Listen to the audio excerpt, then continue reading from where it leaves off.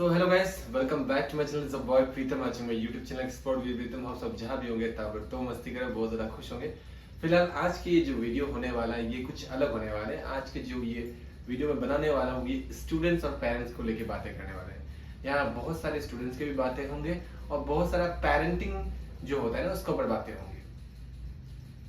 इन दिनों मैं जब पासीघाट में हूँ, मैं कुछ चीजों को स्टडी कर रहा हूँ और जो मुझे समझ में आया स्टूडेंट का ग्रोथ कहाँ अटक रहा है एंड क्या क्या गलतियां जो हम लोग करें एज ए पेरेंट। सबसे पहला पॉइंट, पहले का जो एजुकेशन पॉलिसी था उसमें यह था कि हम टीचर सेंट्रिक था, कि टीचर आके बोलेगा स्टूडेंट बस सुनेगा। आज हम स्टूडेंट सेंट्रिक हो गया, आज हम बच्चों के बात सुनते हैं, हम चाइल्ड सेंट्रिक हो गया। हम बच्चों को देखते हुए चीजें हम करवाते हैं, उनका कैसा कैसा उनका ग्रोथ चल रहा है, वो कैसे एजुकेशन को ले पा रहे हैं, वो कैसे पढ़ाई को दिमाग में घुसा पा रहे हैं, हर चीज को देखते हुए हम आज बच्चों को पढ़ाते हैं। न्यू एजुकेशन पॉलिसी में ऐसा ही कुछ कहा गया है कि हमें बच्चों के साथ मिल के हर चीज को समझा के, हर बच्चों 5 उंगली बराबर नहीं होता, हर बच्चों का कैपेसिटी अलग अलग होता है, तो हमें उन चीजों को समझ के उसका बच्चों को डील करना पड़ेगा। कभी भी हम जेंडर बाइज नहीं कर सकते क्लास में, कभी भी ऐसा नहीं कि टॉपर्स को ज्यादा देखेंगे और जो थोड़ा सा गधा है उसको नहीं देखेंगे। हमें उस पर ज्यादा फोकस करना है क्योंकि बच्चे सब मेरे लिए इक्वल है, राइट। अब सबसे बड़ा चीज है, हर पेरेंट्स चाहता है कि उसका बच्चा टॉप करे, राइट। तो हर बच्चा स्कूल में पढ़ाई अच्छा से करते हैं, टीचर्स बहुत बढ़िया बढ़िया है, फिर इसको थोड़ा और पॉलिश करने के लिए कोचिंग या ट्यूशन भेजते हैं। जैसे कि मैंने कोचिंग खोल के बैठा है तो बहुत सारे बच्चे आते हैं कि ताकि और पॉलिश हो जाए, उसके बाद एक अच्छा मार्क लेके, अच्छा मार्क सिक्योर करके वो अपना 10th 12th जो भी क्लास में है वो सिक्योर करे अच्छा मार्क। हर पेरेंट्स यही चाहता है, तो उसे ट्यूशन भेजते हैं। पहले में क्या था कि बच्चे ट्यूशन में जाते थे अपना डाउट्स क्लियर करने के लिए, कि आज रात को पढ़ा, जैसे कोई भी चैप्टर को हमारा नियम होता है कि आज कल जो हम चैप्टर पढ़ने वाले हैं उसको घर में जाके हम पढ़ेंगे आज रात को, कल सुबह जब सर उसको पढ़ाएगा स्कूल में या ट्यूशन में तो हमारे दिमाग में स्ट्राइक करता है, इसलिए हमको एक रात पहले वो चैप्टर को पढ़ना चाहिए। तो हम लोग पहले डाउट्स क्लियर करने के लिए जाते थे, जरूर हम लोग चैप्टर भी जरूर पढ़ते थे पर डाउट्स क्लियर करने जाते थे। आज ट्यूशंस क्या हो गया, आज बच्चे ब्लैंक शॉट में आते हैं, ब्लैंक में होके आते हैं। आज बच्चे आते हैं कि बस किताब हम खोल रहे, हम बता रहे, नोट्स दे रहे, नोट्स लिख रहे। इनफैक्ट आज बच्चे प्रोजेक्ट भी खुद नहीं बनाते।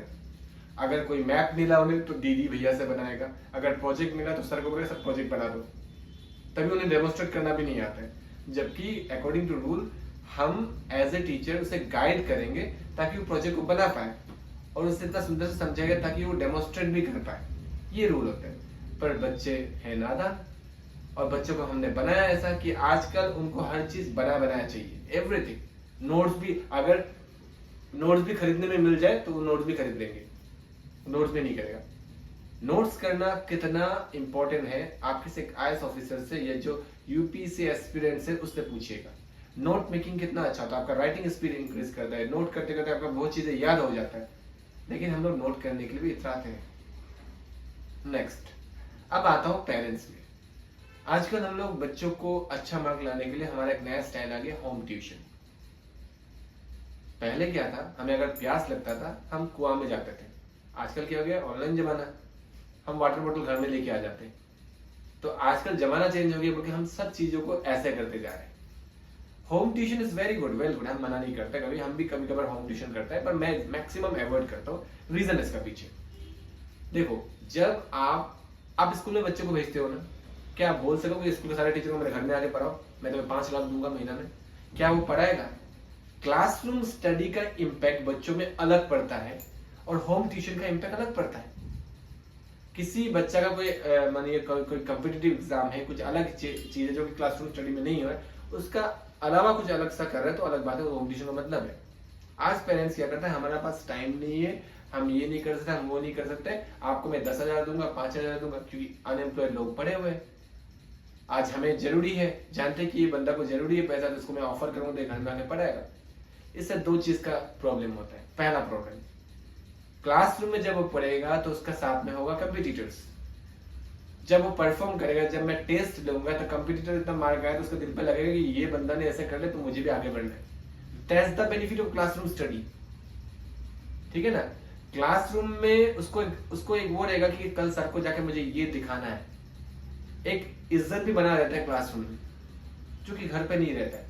घर पे ये होता है कि सर तो आएंगे मेरे घर पे, मैं बोलूंगा सर नहीं हुआ, सर कर देंगे, क्योंकि वहां पे वो अकेला है, बेइज्जती होने का सवाल नहीं है। क्लास में अगर होमवर्क नहीं करते बोलेगा सबका सामने, भाई होमवर्क क्यों नहीं किया तुमने, तो उसको एक फियर ऑफ फेलियर रहेगा कि नहीं भाई क्लासरूम में जाके मेरा इज्जत नहीं कमाना है। तो होम ट्यूशन इज गुड, पर इतना भी अच्छा नहीं है कि मैक्सिमम पेरेंट्स होम ट्यूशन के लिए बोलते हैं। क्लासरूम स्टडी नहीं तो होता ही नहीं, स्कूल ही नहीं बनता, सब घर पे आके पढ़ाता है आपको। अच्छा जब कॉलेज भेजोगे तब क्या करोगे? कॉलेज के प्रोफेसर को घर पे बुलाओगे? नहीं, क्योंकि कॉलेज का प्रोफेसर तो आने वाला है नहीं। तो होम ट्यूशन का ना डीमेरिट्स भी बहुत सारा है। सेकंड पॉइंट में आते हैं, ये हो गया होम ट्यूशन का सेकंड पॉइंट। अगर आप सोचते हो कोई बच्चे को आप कोचिंग में भेज रहे हो या स्कूल में भेज रहे हो और आपका पर्पस वहां खत्म हो गया, जबकि मुझे बहुत अच्छा पेरेंट्स मिला अभी तक ये जो केयर करते हैं, लेकिन कुछ ऐसा भी पेरेंट्स है जो सोचते हैं कि मैं ट्यूशन में भेज दिया मेरा काम खत्म हो गया, तो यहाँ आपका काम खत्म नहीं होता है। एज ए गुड पेरेंट्स आपको बच्चों को मॉनिटर करना पड़ेगा, जैसे एक टीचर स्कूल में मॉनिटर करता है, बच्चे ने होमवर्क किया, बच्चे ने प्रॉपर्ली नोट्स लिखा, सब कुछ किया नहीं किया, हम कंप्लेन करने जरूर पहुंच जाते हैं स्कूल में या कोचिंग में, क्या आपने अपना काम किया?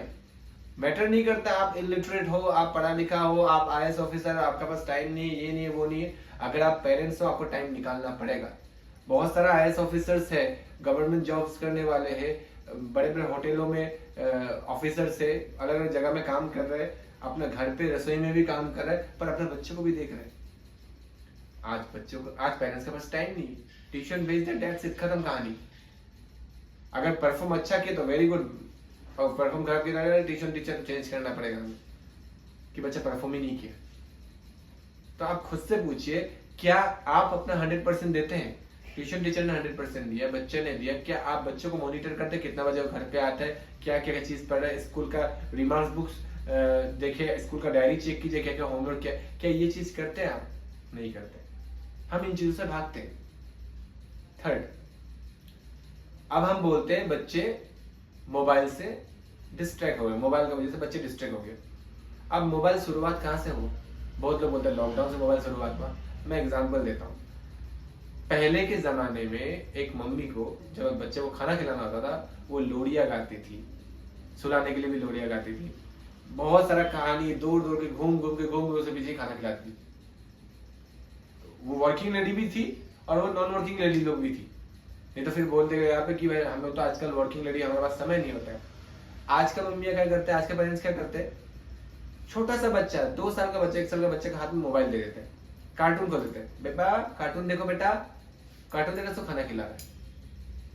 आप पहले ही उसके हाथ में जहर दे रहे हो बचपन में, क्या वो बड़ा होने के बाद मोबाइल छोड़ेगा? फिर आप बड़ा होने के बाद बोलोगे बच्चे एकदम मोबाइल में सारा दिन चिपका रहते हैं। आदत दिलवाया है आपने 90%, हम जहां जहां जिस घर में किया, इनफैक्ट मेरा घर में भी था जो आदत ने छुटवाया है बच्चे से कि इसको मोबाइल दूर में रखो, खाना खिलाना है, कुछ भी करना है, मोबाइल टीवी से दूर में रखो। आप अपना काम से बचने के लिए ये चीज कर रहे हो। आपका मम्मी पापा ने आपका साथ ऐसे किया था, उस जमाने में मोबाइल नहीं था, कैसे घुमा घुमा के गाना गा गा आपको खिलाता था, लेकिन आप पे वो पेशेंस नहीं है, आप बच्चों का पेशेंस से बात करते हैं, आप पे वो पेशेंस नहीं है। एक बच्चे को मिनिमम 8 साल से 9 साल तक घर पे रहना चाहिए, राइट? क्योंकि उस समय पापा मम्मी लोग उसको टीचिंग्स देते हैं और घर का माहौल होने से बच्चे को एक बॉन्डिंग हो। उसके बाद आप जब वो 6वीं में हो जाए, 6 में हो जाए, देखिए जेएनपी का एंट्रेंस कभी आपने सुना है? तीसरा में हुआ है, 6th में है, 10th में है, 6th में 12 साल हो जाता है, वो हॉस्टल बैठने का लायक हो जाता है। आजकल देखता हूँ 3-3, 4-4 साल बच्चे को हॉस्टल डाल देते हो, क्या जरूरी है? आप 3 से 5 साल 8 साल तक बच्चों को घर में रहकर उसको टीचिंग दो, उसको केयर करो, तब आपका साथ उसका बॉन्डिंग बनेगा। उसको पता होगा कि घर पे भी बहुत चीज सीखने मिलता है स्कूल के अलावा। बेसिक एजुकेशन तो घर से शुरू होता है, आप बेसिक एजुकेशन के टाइम में आप हॉस्टल में पटक दे रहे हो, क्या सीखेगा वो? तो सारांश में यही कहना चाहता हूँ समरी में कि एक एजुकेटेड बंदा बनने के लिए, एक अच्छा से बच्चा का ग्रोथ होने के लिए, एक अच्छा पढ़ाई में रिजल्ट लाने के लिए जितना टीचर का योगदान होता है उतना ही स्टूडेंट का योगदान होता है, उतना ही माँ पिताजी का भी योगदान होता है। ये तीनों को इक्वली अगर काम करना आ जाएगा तो बच्चे का परफॉर्मेंस अपने आप आ जाएगा। कोई भी कमी छोड़ रहा है, अगर टीचर कमी छोड़ रहा है या बच्चा कमी छोड़ रहा है या पेरेंट्स कमी छोड़ रहा है तो रिजल्ट खराब होगा। आप किसी एक के ऊपर एलिगेशन नहीं दे सकते, तीनों को इक्वली म्यूचुअली बैठ के काम करना पड़ेगा, तब एक अच्छा रिजल्ट आएगा। मेरे 5 साल 6 साल 10 साल जो भी मैंने ट्यूशंस पढ़ाया उसका एक्सपीरियंस मैं बताना चाहता हूँ कि हमें पेरेंट्स भी, आप लोगों को भी ध्यान देना होगा कि सिर्फ हम किसी का ऊपर छोड़ के अपना काम से भाग के आप बच्चों का रिजल्ट टॉप लेके आओगे सोचते हो, तो ऐसा नहीं होगा कभी। आपको भी अपना योगदान देना होगा। And I am very glad कि बहुत सारे ऐसा पेरेंट्स है, मैं एकदम उनको सैल्यूट करता हूँ, जो अपने बच्चों को बहुत ध्यान देते हैं। मेरे पास कुछ ट्यूशन भी आते हैं कि बच्चे सब पढ़ के ही आते हैं, मुझे कुछ बताना नहीं पड़ता है, घर में इतना अच्छा गाइड देता है, बस ट्यूशन टीचर के पास भेजता है ताकि वो होमवर्क मिल जाए, थोड़ा सा डरे, मतलब घर में तो माँ बाप से डरता नहीं, लेकिन घर में इतना सुंदर से उनको पढ़ाया जाता है कि उनको जरूरत ही नहीं है एक्चुअली ट्यूशन का। कुछ पेरेंट्स ऐसा है, पर सब पेरेंट्स ऐसा नहीं है। और उनको इतना इजीली सब कुछ मत दे दीजिए, नहीं तो उनको एहसास नहीं रहेगा। वो बोला मैं ट्यूशन नहीं जाऊंगा, आप ला के दे रहे हो ट्यूशन, एक नहीं हो दूसरा होगा, तो उसको तो वो फील ही नहीं आएगा क्लासरूम स्टडी का। जब 11-12 में जाके वो या नीट का प्रिपरेशन करेगा, दूसरा चीजों का प्रिपरेशन करेगा, तब तो क्लासरूम स्टडी करना होगा, तब तो 100 बच्चों का पीछे पढ़ना होगा। बहुत सारे पेरेंट्स ये बोलते हैं कि 100 बच्चा है, हमें 50 बच्चा है, बहुत भीड़ है, मेरा बच्चा सुन नहीं पाएगा। आईएएस का जब एग्जाम देने जाएगा या आईएएस का जब तैयारी करने जाएगा, ये नीट का जब तैयारी करने जाएगा, कोई 1-to-1 पढ़ाता है वहां पे 100 बच्चे होते हैं। ये बच्चों का ग्रास्पिंग कैपेसिटी के ऊपर डिपेंड करता है, या टीचर कितने लोगों को नोटिस करे उसके ऊपर डिपेंड करता है। आप रिक्वेस्ट कर सकते हो, सर थोड़ा सा मेरे बच्चों को अच्छा से देख लीजिएगा, राइट। होम ट्यूशन ये बच्चों का होता है, सीनियर्स के लिए उसको एक क्लासरूम स्टडी का बहुत जरूरी होता है। तो इस चीज को समझिए। मुझे बहुत बड़ा डीमेरिट लगा मेरे तरफ से।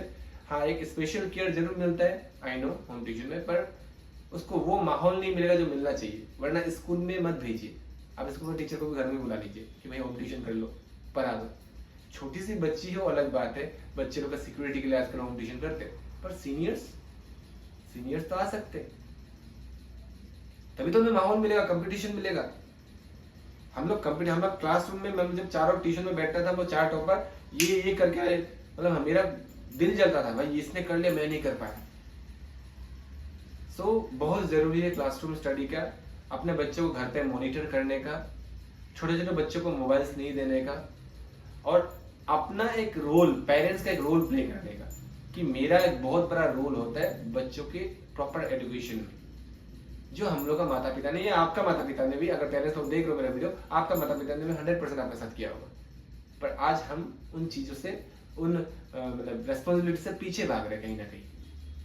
तो पीछे ना भागे, आगे आए।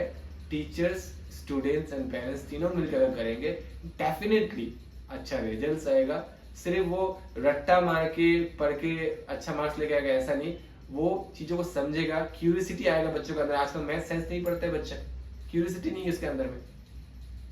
क्यों पेरेंट्स भी बोल देते हैं मैथ साइंस, हिंदी नहीं पढ़ता है, हिंदी को छोड़ दो, 12 हिंदी मत लेना। क्यों? मातृभाषा है, सीखो हिंदी को,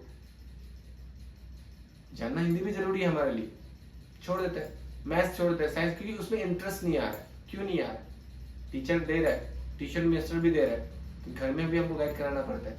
इंटरेस्टिंग चीजें से उनको, उनका अंदर क्यूरियोसिटी पैदा करना पड़ता है। तो हम तीनों मिलकर अगर करेंगे, स्टूडेंट्स, पेरेंट्स एंड टीचर्स, तब जाके रिजल्ट अच्छा होगा और बच्चे लोग इंटरेस्ट के साथ पढ़ेगा, तब उनके अंदर क्यूरियोसिटी भी जाएगा और हर चीज देखिए बहुत स्मूथ से जाएगा। पर इन चीजों में हमें कहीं ना कहीं जो गलतियां हैं उसको नहीं करना है और हमें प्रॉपर वे में बच्चों को गाइड करते हुए आगे बढ़ना पड़ेगा। तो इतना एक मैसेज देना आया था। अगर आपको मैसेज अच्छा लगा तो जरूर शेयर कीजिएगा। मिलते हैं फिर से एक नए मैसेज के अंदर, तब तक ले शुक्रिया, thank you all of you, bye bye, good night.